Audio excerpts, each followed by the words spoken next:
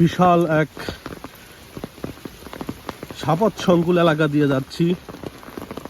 আষাঢ় মাসের যে প্রচণ্ড বৃষ্টিপাত, সাথে রাস্তায় রয়েছে কাদা, পিচ্ছিল জায়গা এবং ঘাস লতাপাতা এবং রয়েছে বিভিন্ন গাছের কাটা।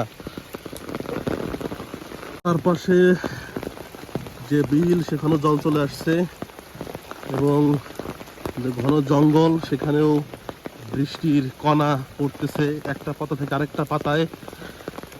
আবার এই পাশে রয়েছে যে নদী, এই নদীটি মূলত পদ্মা নদীর শাখা নদীর থেকে এসেছে এখানে এবং খুবই পিচ্ছিল। এখান দিয়ে হেঁটে যাচ্ছি।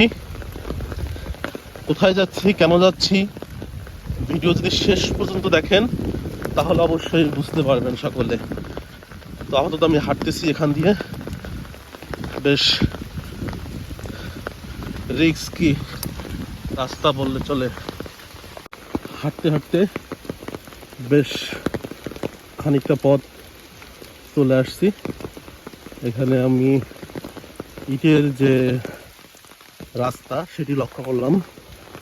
তবে বৃষ্টির সময় ইটের রাস্তায় হাঁটাচলা করাটা আরও বেশি বিপজ্জনক, কারণ ইটগুলো খুব পিচ্ছিল থাকে।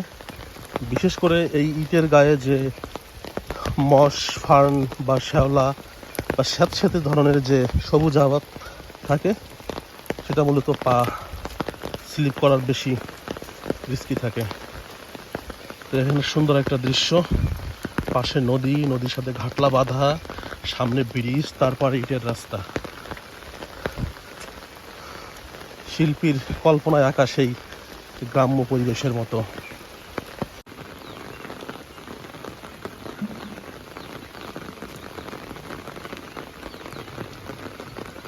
প্রায় আধা ঘন্টার মতো হাঁটে চলে আসছি। তোমাদের ভিজে যাচ্ছে? ভিজতে ভিজতে স্কুল ছুটি হয়ে গেছে।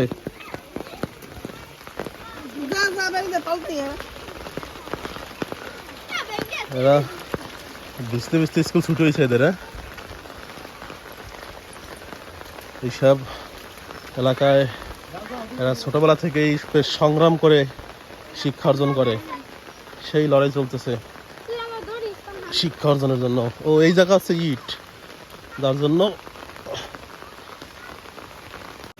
এরকম কয়েক কিলোমিটার রাস্তায় ইট ভেঙে রেখেছে। এখানে যে রোলার কোস্টার দিয়েছে সমান করবে, অনেক দূরে দেখতেছি রাস্তায় সে রোলার কোস্টারও আছে, কিন্তু এই সময় এই খালি পায়ে এই ইট ভাঙার উপর দিয়ে যাতায়াত করাটা মনে হচ্ছে পায়ের মধ্যে ঢুকে যায়, কোনোভাবেই সম্ভব না। এই জন্য রাস্তার যে পাশ, সেখানে মাটি, দুর্বা ঘাস, এর ভিতর দিয়ে যাওয়ার চেষ্টা করতেছি। এখন আমি রাস্তাটা পাশটা চেঞ্জ করি, তাহলে আমার যেতে সুবিধা হবে, কারণ এই পাশে আবার পিলার ইট রাখা। এই হচ্ছে গ্রামের উন্নয়ন। বছরের পর বছর, শতাব্দীর পর শতাব্দী পার হয়ে যায়, কিন্তু গ্রামের উন্নয়ন দেখা যায় না।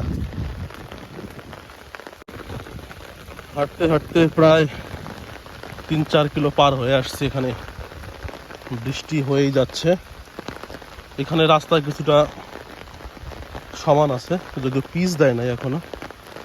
দেখি আর একটু সামনে আগাই।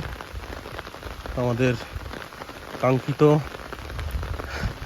বা যে উদ্দেশ্যে আসা, মনে হয় আমরা আসতে পেরেছি কি পারি নাই বোঝা যাচ্ছে না।